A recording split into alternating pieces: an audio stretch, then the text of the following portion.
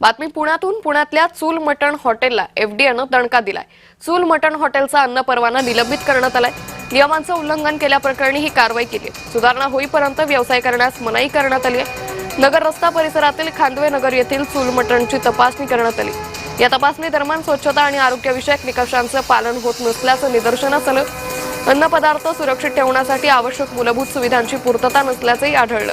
त्यामुळे आता या त्रुटींची पूर्तता होईपर्यंत व्यवसाय करण्यास मनाई करण्यात आलेली आहे.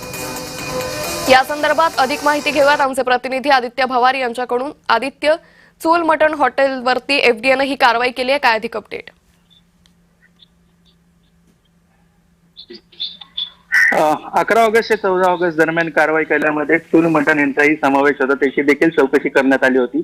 बर्गर किंगचा आउटलेट बंद केल्यानंतर आता चूल मटणचा परवाना देखील रद्द करण्यात आलेला आहे. स्टँडर्ड पॉलिसी आणि फूड सेफ्टी त्यांच्याकडनं पाळले गेले नाहीये, याकरिता हा ठपका ठेवण्यात आलेला आहे. जोपर्यंत हे स्टँडर्ड पॉलिसी पूर्णतः ते करत नाही तोपर्यंत त्यांना हे हॉटेल त्यांची शाखा परत उघडता येणार नाही. लोगाव मधली ही चूल मटणची शाखा आहे, त्याच्यावर एफडीएने ही कारवाई केलेली आहे.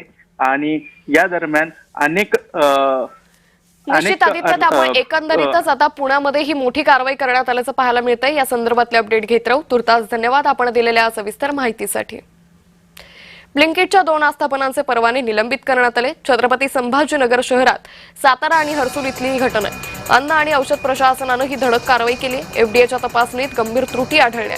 निलंबनाच्या काळात डिलिव्हरी करण्यास पूर्णपणे बंदी करण्यात आली आहे, तर आदेशाचं उल्लंघन केल्यास कारवाई केली जाणार आहे. तपासणीत अन्नपदार्थांसोबत सिगारेटची विक्री, शीतसाखळीचं उल्लंघन, मुदत संपलेला अन्नसाठा, व्हेज नॉनव्हेज पदार्थांची अयोग्य साठवणूक, अस्वच्छता, कर्मचाऱ्यांकडून सुरक्षा नियमांचं पालन न केल्यामुळे ही कारवाई करण्यात आल्याची माहिती सध्या समोर येते.